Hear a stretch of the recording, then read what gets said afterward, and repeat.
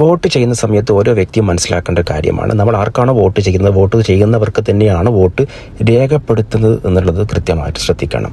ഉദാഹരണം പറഞ്ഞാൽ ഇപ്പോൾ നമ്മൾ കൈപ്പത്തിക്കാണ് വോട്ട് ചെയ്യുന്നത് എന്നുണ്ടെങ്കിൽ ഗ്രീൻ സിഗ്നൽ കൈപ്പത്തിക്ക് തന്നെയാണോ പോകുന്നത് എന്ന് പ്രത്യേകം ശ്രദ്ധിക്കണം. ഈ വീഡിയോയിൽ കാണുന്ന പോലെ കൈപ്പത്തിക്ക് വോട്ട് ചെയ്തു, വോട്ട് രേഖപ്പെടുത്തിയിരിക്കുന്നത് താമരയ്ക്കാണ്.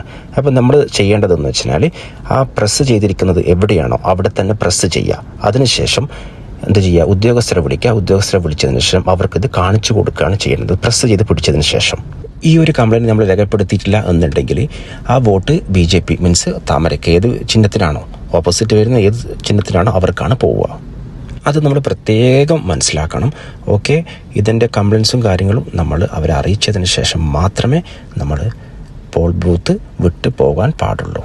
ഇനി വരുന്നവർക്ക് ഈ ഒരു പ്രശ്നം വരാതിരിക്കാൻ നമ്മളെല്ലാവരും കെയർ ചെയ്യണം. ഓക്കെ.